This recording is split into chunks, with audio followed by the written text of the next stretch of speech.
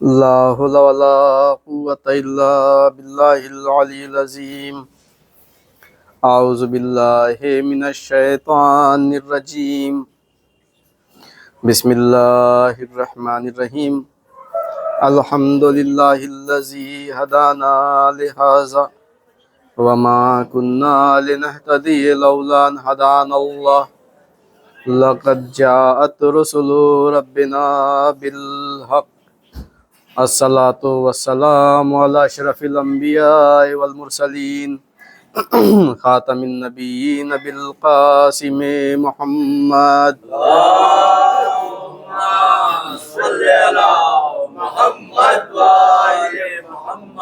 وعلى آل الطيبين الطاهرين المعصومين ولعنة الله على أعدائهم أجمعين من يومنا هذا إلى يوم الدين.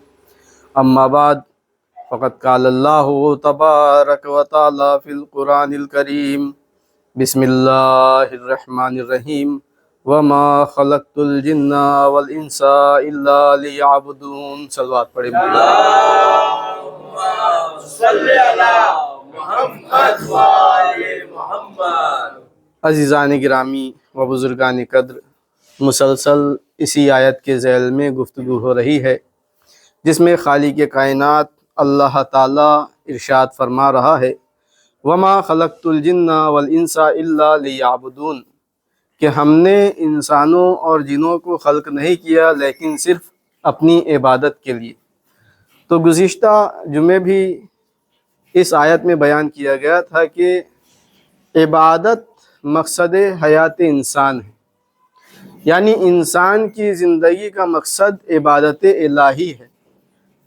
اور اس عبادت کی دو معنی ہیں جیسا کہ بیان کیا تھا.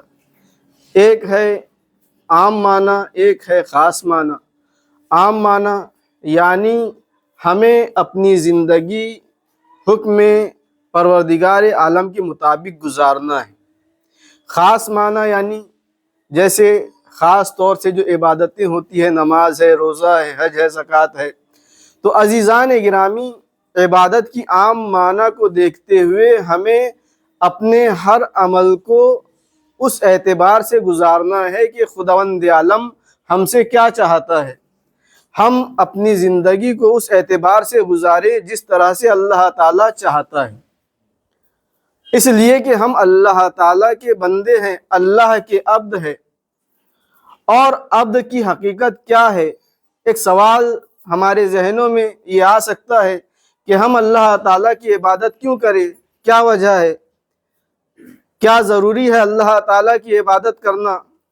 اگر عبادت نہیں کریں، اللہ تعالیٰ کی عبادت نہیں کریں تو کیا ہو سکتا ہے؟ تو عزیزان گرامی، اس کے لیے عبدیت کی حقیقت کو سمجھنا ضروری ہے کہ بندے کی حقیقت کیا ہے، عبد کہتے کسے ہیں، عبد کی حقیقت کیا ہوتی ہے. اس زمانے میں، جس زمانے میں غلام ہوا کرتے تھے، اس زمانے میں آپ ملاحظہ کیجئے کہ غلام کس طرح سے ہوتے تھے. جب کوئی شخص کسی کو خریدتا تھا اپنی غلامی کے لیے تو اس غلام کی خصوصیت یہ ہے کہ اب جو اس کا آقا اسے حکم دے گا اسے اسی پر عمل کرنا ہوگا. وہ اپنے آقا کی نافرمانی نہیں کر سکتا. اب جو بھی حکم اس کا آقا دے رہا ہے اسے ماننا ہوگا. یہ اس عبد کی، اس غلام کی حقیقت ہے. عبد یعنی غلام، بندہ یعنی غلام. تو ہم اللہ کے غلام ہیں، اللہ کے بندے ہیں. اور بندگی کی حقیقت یہ ہے کہ جو اس کا آقا اسے حکم دے اسے ماننا ہوتا ہے. اور آقا کے فرائض کیا ہے؟ اگر وہ اپنے عبد سے، اپنے غلام کے کاموں سے کبھی خوش ہو جاتا ہے تو وہ اسے انعامات سے بھی نواز دیتا ہے. اور اگر اپنے عبد کے کاموں سے، اپنے غلام کے کاموں سے ناراض ہو جاتا ہے تو اسے اس سے سزا دینے کا بھی حق حاصل ہے. اب اگر کوئی آقا اپنے بندے کی نافرمانی پر اسے سزا دے تو کوئی یہ نہیں کہہ سکتا کہ اس آقا نے اس کے ساتھ غلط کیا. کیوں؟ اس لیے کہ وہ اس کا غلام ہے. اس کا آقا جو چاہے اس کے ساتھ کر سکتا ہے. یہ اس آقا کا حق ہے اس کے بندے پر. تو عزیزان گرامی، یہ فطری طور پر عقلی طور پر انسان کی عقل حکم کرتی ہے کہ ہر بندے کو اس کے آقا کا حکم ماننا ہوگا، یہ عقلاً واجب ہے۔ تو اگر کوئی عبد، کوئی غلام اپنے آقا کی نافرمانی کرتا ہے تو اس آقا کو اس کی نافرمانی پر سزا دینے کا پورا حق ہے، یہی عدل ہے۔ تو عزیزان گرامی، اسی لیے ہم پر اللہ تعالیٰ کی عبادت فرض ہے اور واجب ہے۔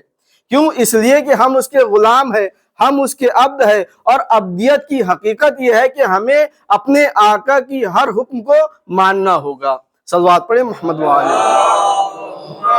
صلی اللہ محمد وآل محمد۔ یہ عقلی طور پر واضح ہو جاتا ہے کہ ہم جب اس دنیا میں آئے ہیں تو ہمیں کس نے بھیجا ہے، کہاں بھیجا ہے، اور ہمیں کہاں جانا ہے، اور کس لیے بھیجا ہے۔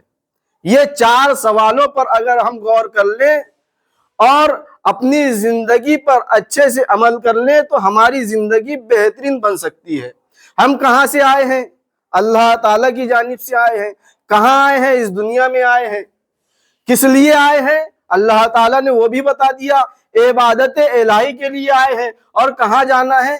اِنَّ لِلَّهِ وَإِنَّا إِلَيْهِ رَاجِعُونَ، اسی کی طرف سے آئے ہیں اور اسی کے پاس لوٹ کر جانا ہے۔ جب ہم وہیں سے آئے ہیں اور وہیں جانا ہے تو ہمیں اسی کے فرمان پر عمل کرنا ہوگا جہاں سے ہم آئے ہیں۔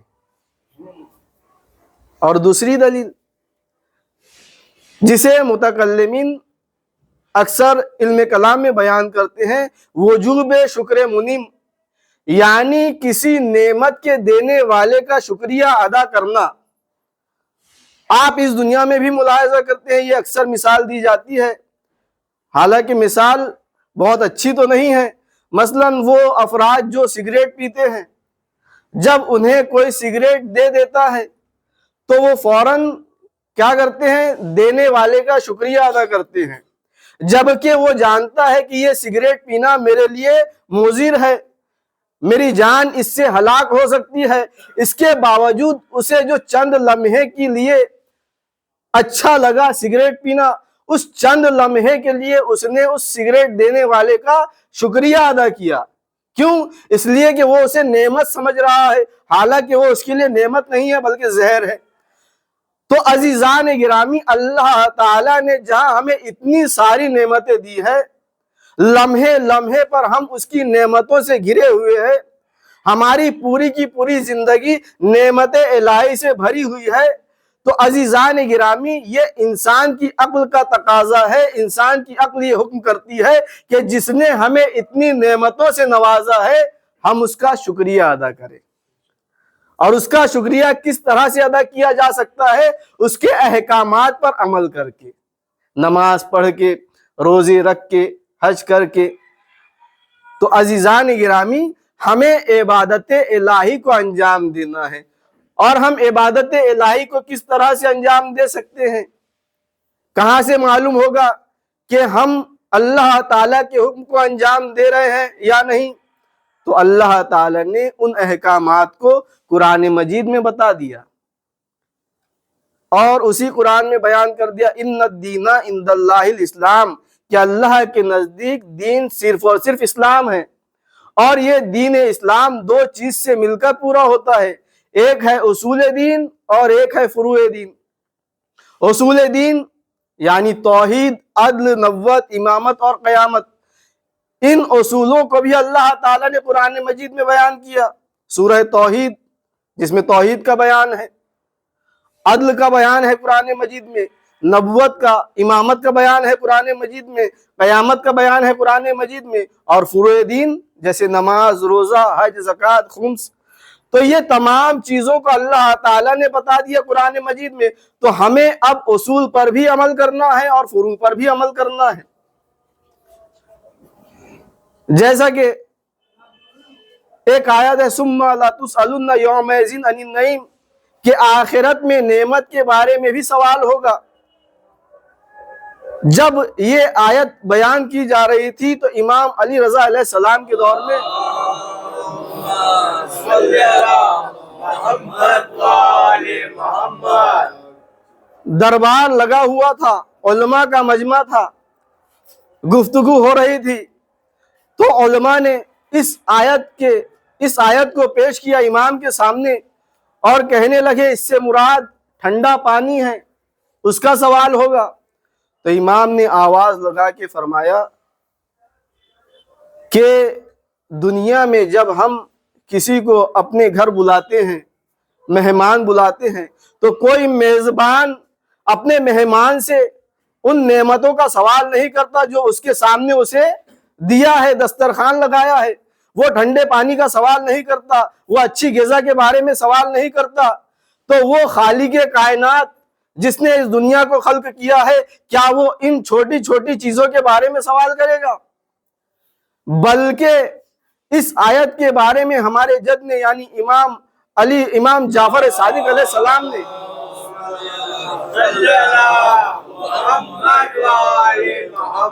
بیان کیا ہے کہ نعمت سے مراد ہم اہل بیت کی محبت ہے، ہم ہیں نعمت حقیقی۔ تو عزیزان گرامی، انسان کو ایک نعمت عطا ہوتی ہے تو وہ اس کا شکریہ ادا کرتا ہے۔ تو ہمیں یہ 14 نعمتیں عطا ہوئی ہے، یہ ہماری خوش قسمتی ہے، تو ہمیں اللہ کا کتنا شکر ادا کرنا چاہیے۔ صلوات پڑھیں محمد وعلی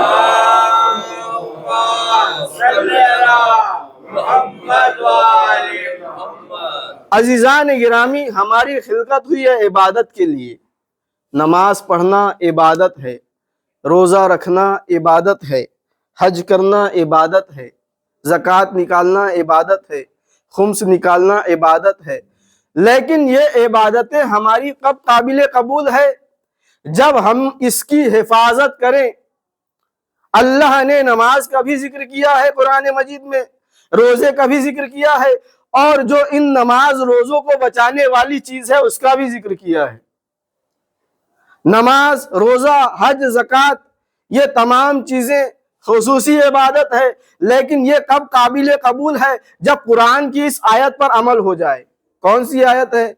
قُل لَا أَسْأَلُكُمْ عَلَيْهِ أَجْرًا إِلَّا الْمَوَدَّةَ فِي الْقُرْبَى، اے رسول میں اجر رسالت سوائے اس کے کچھ چاہتا ہی نہیں کہ تم میرے اہل بیت سے مودت کرو، میرے اہل بیت سے محبت کرو۔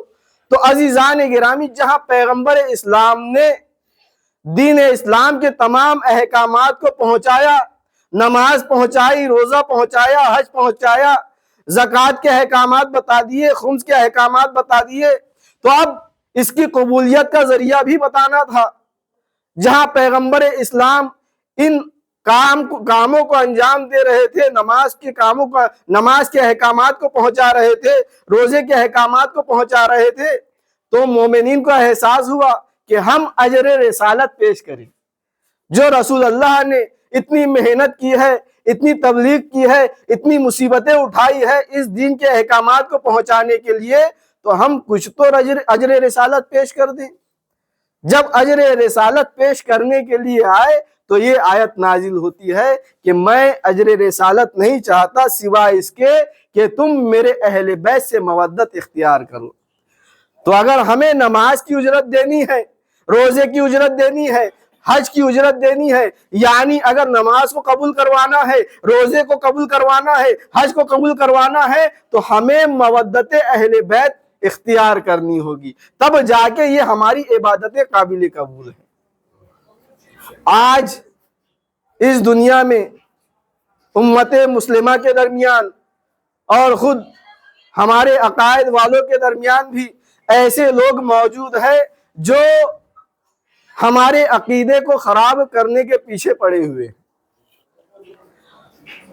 تو عزیزان گرامی، جہاں ہم نماز پڑھ رہے ہیں، روزے رکھ رہے ہیں، وہیں ہمیں انہیں بچانا بھی ضروری ہے۔ کہیں ایسا نہ ہو ہم نماز پڑھتے رہ جائیں، روزے رکھتے رہ جائیں، اور آخرت میں ہمیں یہ پتہ چلے کہ ہم نے جو نمازیں پڑھی تھی وہ قبول نہیں ہوئی ہے، جو روزے رکھے تھے وہ قبول نہیں ہوئے ہیں۔ لہٰذا ہم جو عبادتیں انجام دے رہے ہیں، جو اتنی محنتیں کر رہے ہیں، اسے بچا کے رکھنا بھی ضروری ہے۔ کب تک؟ جب تک ہمارا دم نہیں نکل جاتا۔ آخری لمحہ انسان کا ایمان پر ہونا چاہیے، تب جا کر اس کے تمام عمل قابل قبول ہے۔ تو لہٰذا ہمیں اپنے عقیدے کو بھی بچائے رکھنا ہوگا۔ صلوات پڑھیں محمد وآل محمد۔ محمد وآل محمد۔ ایسے ہی ایک شخص امام حسن مجتبی علیہ السلام کے پاس آتا ہے۔ صلی اللہ محمد وآل محمد۔ اب جب امام کے چاہنے والے امام کے پاس آتے تھے تو کبھی کچھ تحفہ لے کر آتے تھے، ہدیہ لے کر آتے تھے۔ امام کا چاہنے والا امام کے پاس ایک تحفہ لے کر آتا ہے۔ اب ہمارے امام جو ہیں وہ بہت صلوات پڑھیں محمد وآل صلی اللہ محمد وآل محمد۔ سخی ابن سخی ہیں۔ اب امام نے اس سے کہا کہ میں اس تحفے کے بدلے تجھے 20,000 درہم دینا چاہتا ہوں اور تیرے سامنے علم کا ایک باب کھولنا چاہتا ہوں، تو بتا تو کیا پسند کرے گا، 20,000 درہم دینا پسند کرے گا یا علم کا ایک باب؟ اور اس علم کے باب کی میں تجھے فضیلت بھی بتا دوں کہ میں تیرے سامنے جو علم کا باب کھولوں گا اس کے ذریعے سے تو جب اپنے گاؤں میں جائے گا تو وہاں ایک ناسبی ہے، یعنی ہم اہل بیت کا دشمن ہے جو ہمارے ضعیف الاعتقاد شیعوں کو اپنی دلیلوں کے ذریعے سے گمراہ کر رہا ہے۔ ناسبی جو اہل بیت کا دشمن ہے۔ تو اس شخص نے پوچھا کہ مولا اگر میں علم کے اس باب سے ان ضعیف الاعتقاد لوگوں کو صحیح راستے پر لا لوں تو کیا مجھے 20,000 درہم کا ثواب ملے گا؟ امام فرماتے ہیں تجھے اس سے کئی زیادہ ثواب ملے گا۔ اب امام نے اس کے سامنے علم کا ایک باب کھولا اور اسے 20,000 درہم بھی دے دیے۔ جب وہ اپنے گاؤں گیا تو اس نے ایسا ہی کیا، اس علم کے ایک باب سے ان شیعوں کو بچایا، ان کے عقیدے کو گمراہ ہونے سے، ان کے عقیدوں کو خراب ہونے سے بچا لیا۔ یہ ایک بہت بڑا کام ہے، شیعوں کے عقیدوں کو بچا لینا۔ جب وہ دوبارہ امام کی خدمت میں آیا تو امام اس سے بہت خوش ہوئے اور اس سے امام نے فرمایا پہلے درجے میں تو اللہ کا دوست ہو گیا۔ یہ اس کی فضیلت ہے، جس نے شیعوں کو گمراہ ہونے سے بچایا، جس نے شیعوں کے عقیدوں کو بچایا۔ پہلی فضیلت یہ کہ پہلے درجے میں وہ اللہ کا دوست، پھر امام نے فرمایا دوسرے درجے میں تو رسول کا اور مولائے کائنات کا دوست ہے، اور تیسرے درجے میں تو ہم ائمہ اہل بیت کا دوست ہے، اور چوتھے درجے میں تو تمام مومنین کا دوست ہے، اور پانچویں درجے میں فرشتوں کا دوست ہے۔ صلوات پڑھیں محمد وآل صلی اللہ محمد وآل محمد۔ امام حسن عسکری علیہ السلام سے روایت ہے صلی اللہ محمد وآل محمد کہ حضرت امام زین العابدین علیہ السلام نے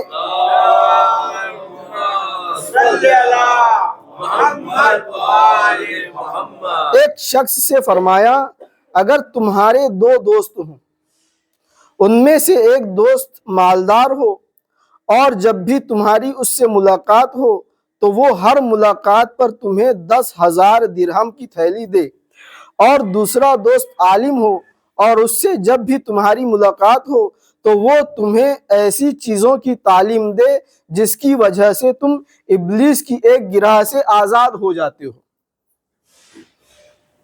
نجات حاصل کر سکو، اور انہیں ایسی چیزوں سے آشنا کرے کہ تم شیطانوں کے ہیلے کو درہم برہم کر سکو اور ان کے دست فریب کو فتح کر سکو، تو بتاؤ ان 2 دوستوں میں سے تم کس دوست کو زیادہ پسند کرو گے؟ اس شخص نے جواب دیا میں اس دوست کو زیادہ عزیز رکھوں گا جو مجھے ایسی چیزوں کی تعلیم دے جن میں میں ابلیس کے فریب سے بچ سکوں۔ جب اس نے یہ بیان کیا کہ میں عالم دوست کو زیادہ پسند کرتا ہوں تو اس کے بعد امام علیہ السلام اس سے ایک اور سوال کرتے ہیں۔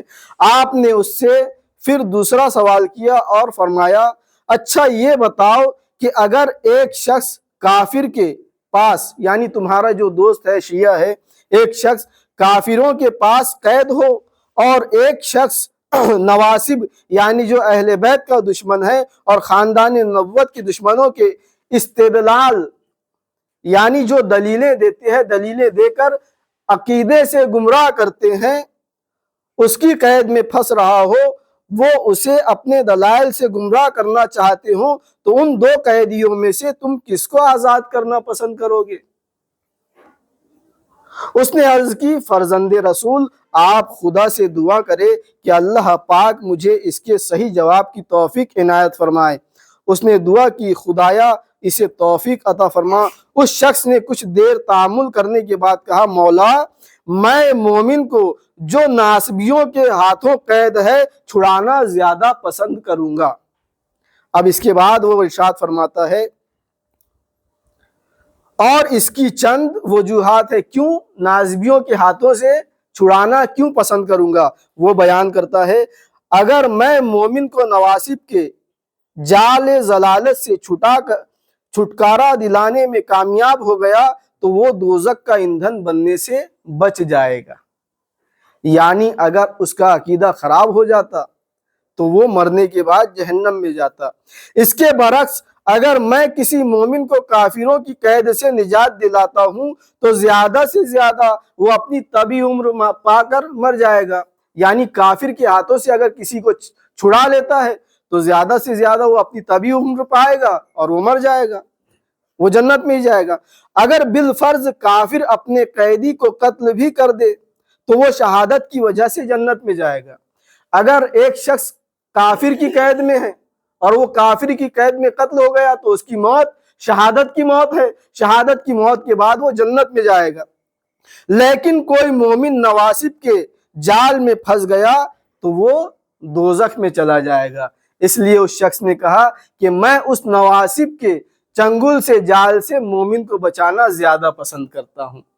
تو عزیزان گرامی، یہ صرف اس دور میں نہیں تھا، آج بھی دور ایسا ہی ہے کہ لوگ ہمیں راہ راست سے بھٹکانا چاہتے ہیں، کبھی نماز کے ذریعے سے، کبھی روزوں کے ذریعے سے، ان عبادتوں کے ذریعے سے۔ تو عزیزان گرامی، ہمیں سمجھنا ہوگا کہ ہمیں کیا کرنا ہے۔ بعض اوقات ایسا فریب دیا جاتا ہے کہ انسان سمجھ نہیں پاتا کہ کیا کریں۔ یہ جو نماز ہے، روزہ ہے، حج ہے، زکوٰۃ ہے، یہ تمام کی تمام عبادتیں ہیں، لیکن یہ اس وقت قابل قبول ہے جب یہ مودت اہل بیت کے ساتھ ہو۔ اگر یہ مودت اہل بیت کے ساتھ نہیں ہے تو نہ نماز کام میں آنے والی ہے، نہ روزہ کام میں آنے والا ہے، نہ حج و زکوٰۃ کام میں آنے والی ہے۔ کیوں؟ اس لیے کہ انہی ائمہ اہل بیت کے صدقے میں اس دنیا کو بنایا گیا ہے۔ اللہ تعالیٰ نے حدیث قدسی میں ارشاد فرمایا ہے، اے محمد اگر تم نہ ہوتے تو میں اس کائنات کو خلق نہ کرتا۔